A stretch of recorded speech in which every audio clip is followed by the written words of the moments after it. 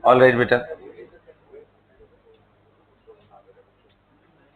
So I'm discussing JEE main paper. Any doubt in question number 26, 27, 26 में doubt है? Doubt है? चल अच्छा ठीक है. तो which one is not correct mathematical equation for Dalton's law of partial pressure? That is the question. तो A क्या है? P is equal to N1 RT by V N2 RT by V. This is okay? ठीक है. मतलब where P का मतलब total pressure था and B is PI. PI का मतलब क्या है? Partial pressure is equal to उसने लिखा है XI. तो गलत हो गया ना?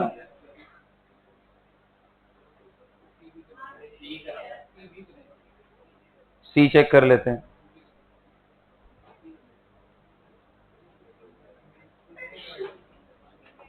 अच्छा यहाँ पे P ओके होना चाहिए था, मिस हो गया. XI is equal to mole fraction of ith gas in the equation and C option है PI is equal to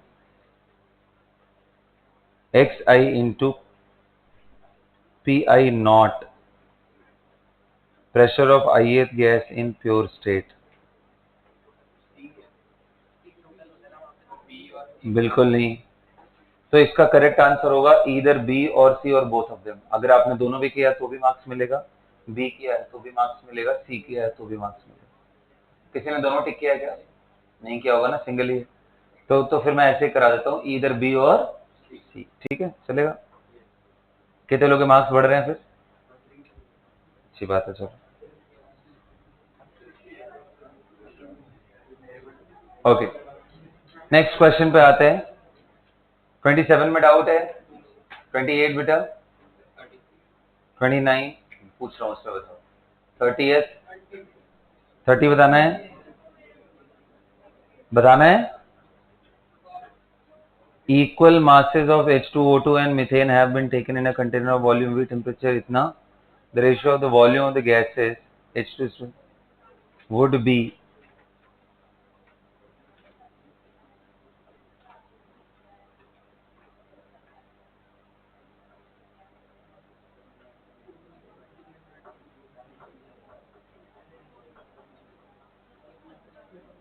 कितने लोग कह रहे हैं आइडेंटिकल कंडीशन पे जो वॉल्यूम का रेशियो होगा वो उनके मोल के रेशियो के बराबर होगा? हाँ बोलो. हाँ जी.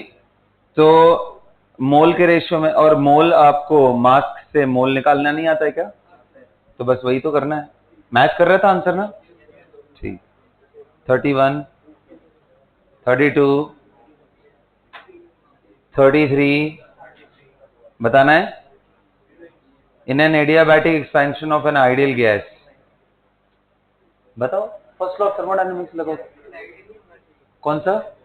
देख इतना है ना, Q plus W is equal to what? Adiabatic है तो Q, तो W is equal to delta U हुआ ना. इसमें नेगेटिव पॉजिटिव क्या है? क्या क्या? अरे तो बेटा उसमें W डेल्टा यू अपने आप उस तरह से एडजस्ट करेगा ना, तुम क्यों दिमाग लगा रहे हो उसमें? वो तो वैल्यू अपने आप आएगी ना. तुम एक्सप्रेशन से जाओ ना. अगर उसने साइन पूछा होता कि भाई कैसा आएगा मैग्नीट्यूड का साइन, इसमें कोई ये बोल रहा है कि डेल्टा यू पॉजिटिव है? फिर या तुम्हारे दिमाग में है कि डेल्टा यू हमेशा पॉजिटिव होता है? नहीं है ना. फिर 34 34 बताना है. 5 6 37 बताना है. 37 फ्लास्क 36 बताना है. Okay. A flask of gaseous CCl4 was weighted at measured temperature and pressure. The flask was then flushed and filled with oxygen at the same temperature and pressure. The weight of CCl4 vapor will be. क्या दिक्कत है बेटा इसमें?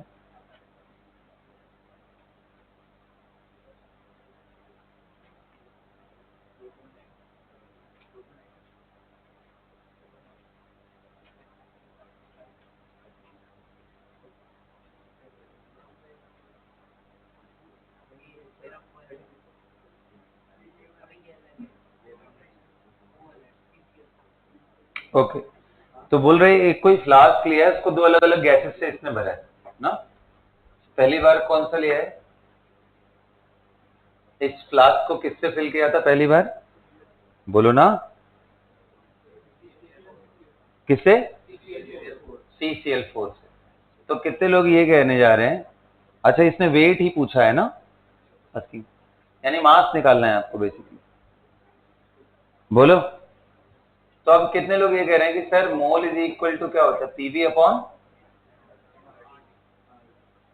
Temperature same है, volume same है, pressure भी same है। देखना इस फ्लास्क के अंदर ले रहे हैं अगर, तो ये सब अगर, तो यानी दोनों के मोल सेम हुए, बोलो ना। इसका मतलब mole of CCl4 must be equal to mole of O2। अब इसमें निकाल ले यार, क्या है इसका, mass upon molar mass. Molar mass कितना था CCl4 का, 154 mole mass of O2 upon molar मास।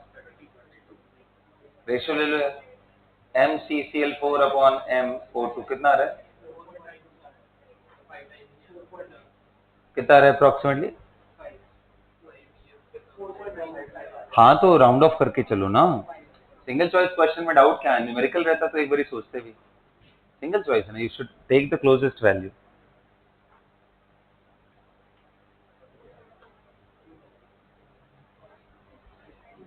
चलिए और देखते हैं question number 37, 38। For an isothermal reversible expansion process the value of Q can be calculated by the expression। इसमें क्या दिक्कत है बेटा, बोल रहा है आइसोथर्मल एक्सपेंशन रिवर्सिबल है, आइसोथर्मल हो, एक्सपेंशन कंप्रेशन से क्या फर्क पड़ता है, सिर्फ आइसोथर्मल हो तो हमें पता है कि W इज इक्वल टू क्या होता है, माइनस PdV, बोलो। और आइसोथर्मल के लिए याद करो, इस T की जगह nRT/V लिख सकते हैं, पूरा कहानी लिखने के बाद माइनस nRT ln V2/V1 आया था क्या, इस ln को क्या लिख सकते हैं हम, 2 पॉइंट, ये nRT ऐसे डाल देंगे, log to the base 10 V2/, क्या समझ में आ रहा है सबको, ये W का एक्सप्रेशन आता है, ये सुनो। अच्छा कितने लोग कह रहे हैं आइसोथर्मल है, तो ये फर्स्ट लॉ ऑफ थर्मोडायनामिक्स से आपको पता है W plus Q is equal to what, delta.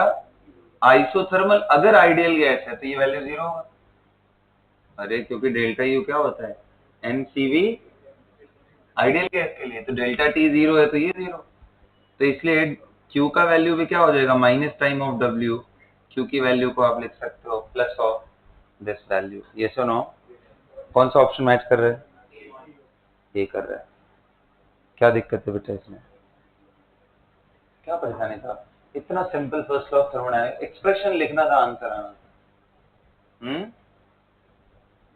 इससे आसान पेपर बन सकता है, फिर ये लैक ऑफ प्रैक्टिस है यार तुम लोग की ना, इसको थोड़ा सुधारना पड़ेगा। 39, 40 बताना, 39, 2 liter of an ideal gas at a pressure of 10 atm expands isothermally into vacuum until its total volume is 10 liter, how much heat is absorbed and how much work is done। बड़ा आसान सा question, देखो इसने बोला बाहर कुछ है ही नहीं, वैक्यूम है, और अगर वैक्यूम हो आइसोथर्मली एक्सपैंड कर रहे, तो बता अगर ऊपर कुछ है ही नहीं तो P एक्सटर्नल क्या हो गया, 0, तो W क्या हो गया, 0। First law of thermodynamics again वहां पे रोल प्ले करेगा, डेल्टा U आइसोथर्मल है तो ये 0, और ये 0 हो गया तो Q अपने आप में क्या हो गया, 0, तो कोई हीट ना एब्जॉर्ब होगी ना रिलीज होगी, उसी लिए बोल रहा हूँ।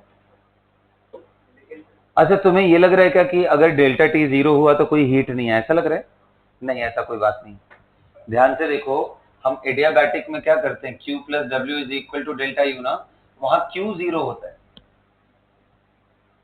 है ना, तो Q 0 हुआ तो अगर जितना वर्क डन आप करोगे वो डेल्टा U के बराबर आता है, यानी ये टेम्परेचर अप डाउन इसके वजह से होता है, एक्सपेंशन कंप्रेशन। समझ गए? अच्छा, वही आइसोथर्मल में क्या Q जीरो होता है? नहीं, उस समय आइसोथर्मल में क्या Q plus W is equal to delta U. Isothermal में ये जीरो होता है, तो जितना भी आपने हीट सप्लाई किया वो वर्क डन में यूज कर लिया इसने, मतलब अपने इंटरनल एनर्जी को बढ़ा नहीं रहा, पूरी पूरी हीट को उसने किस में कन्वर्ट कर दिया बस। आइडियली ऐसा होता नहीं है, बट ऐसे कहानी लिखने के लिए हम लोग बोल रहे हैं। समझ गए ना? क्या नहीं होता है, पूरी हीट जो आप सप्लाई करते हो सिस्टम कभी उसको वर्क में कन्वर्ट पूरी तरीके से नहीं कर पाता। हाँ नहीं, ये तो लिख देते हैं, ये तो फर्स्ट लॉ है ना थर्मोडायनामिक्स, उससे तो लिखेंगे, बट प्रैक्टिकली पूछो क्या ऐसा सिस्टम करता है? कभी नहीं कर सकता है, कुछ ना कुछ उसने चेंजेस।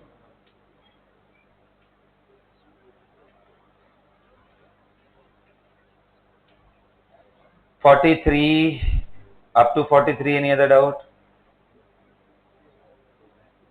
44 5 डन।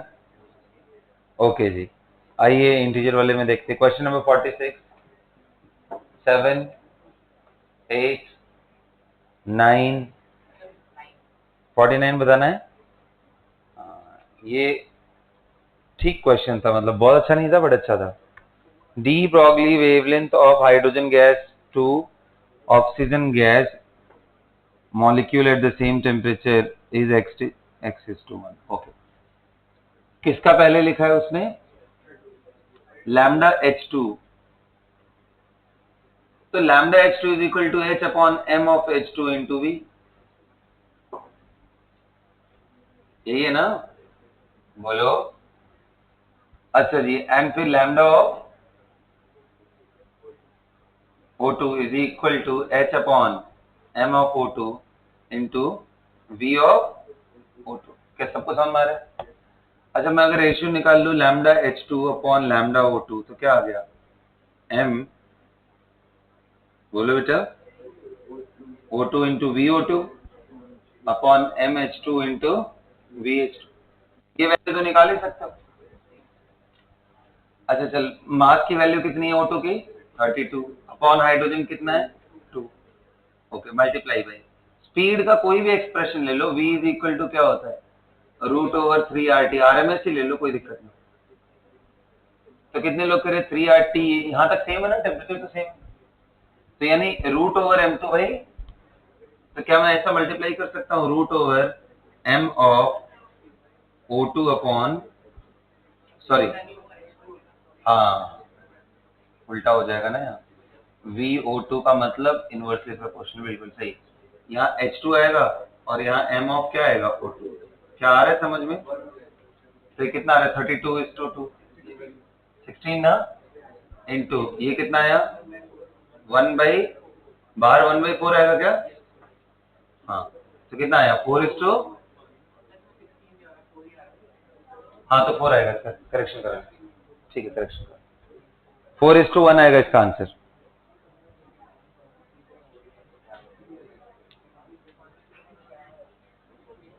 फोर आएगा, यहाँ चेंज करा लेंगे, ठीक। और बताइए बेटा, 50th में कोई डाउट नहीं है? चलो 50th भी कितने लोगों ने ट्राई किया भाई इसको? अभी मैंने एक पार्ट डिस्कस किया है फ्री एक्सपेंशन से रिलेटेड, अभी ट्राई करो दोबारा। फ्री एक्सपेंशन का मतलब ऊपर कोई लोड नहीं है, मतलब पी एक्सटर्नल जीरो है यार। करो, अभी करो।